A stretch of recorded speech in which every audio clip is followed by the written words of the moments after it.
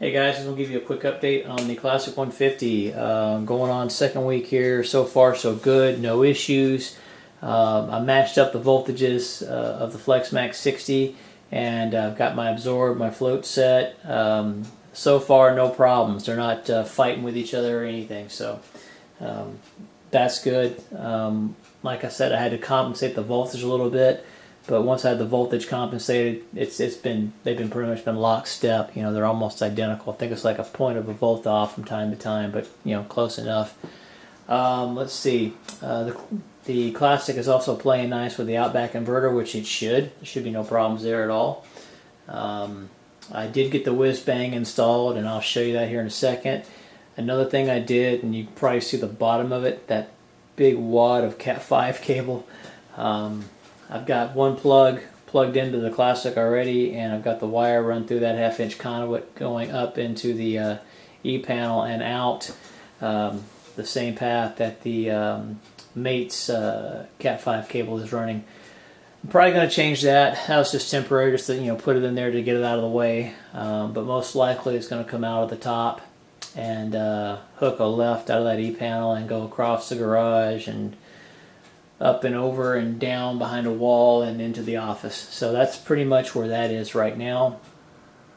That's on the to-do list. Not very high on the to-do list because honestly, I don't. It doesn't have to have internet access. It's kind of a nice to have, but I will get that going sooner or later. Other than that, everything's looking good. Breakers are doing good. Nothing's loose. Nothing's hot or anything. I've already given another check. It's working great. It really is. Can't wait to some clear days, which I think is supposed to be this weekend, so I can see what this thing can really do. Because like I said, I haven't really had any clear sunny days to see what this guy can actually put out. So, but let me go ahead and take you off this tripod here, and I'll show you this Whiz Bang Junior install. Let me say this was a pain in the biscuits. I mean, it was just. I mean, if you're doing this and you already have a shunt installed, it's going to be difficult, especially when you got all the wires in here that I have. If you're starting out from scratch, it's your first build, and you want to put one in, put it in before you get anything on that shunt. It just makes it easier to deal with. So, all right, let me take you guys off here, and I will show you this Whiz Bang install. All right, guys. So I got a flashlight right here. I'm just trying to put a little light on this because it is kind of dark. But as you can see, here's my shunt, and there is the Whiz Bang right there, that little piece of plastic. And if you look, you're going to see a flashing light. There it goes. The 3 wires on top are for the trimetric. I kept that up and running. I like my trimetric, so he's going to stay put. Yeah, I had to shorten this wire right here, this one in the middle, this big ground wire. Had to shorten them up a little bit. Had to pull it out and trim the wire on it so it wouldn't hit the Whiz Bang.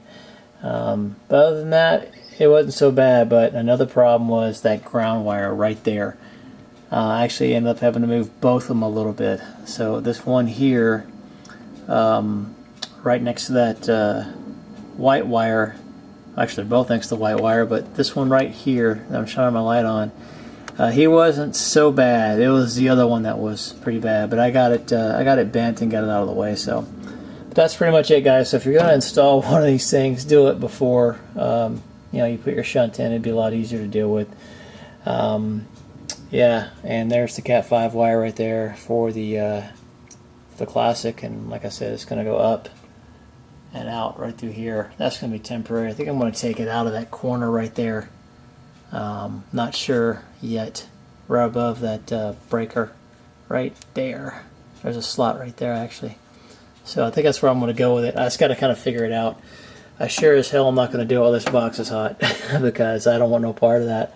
I might be able to go right up behind this breaker and go right up behind all this other stuff and kind of zip tie it to these wires, but I don't know. I'll play with it later. It's not high on my list. But anyway, guys, that's that. So far, so good. Everything's working great. Turn this light off. Making 117 watts here. Focus. Well, 260 watts there. And, everything's doing fine. Just purring right along. You know, just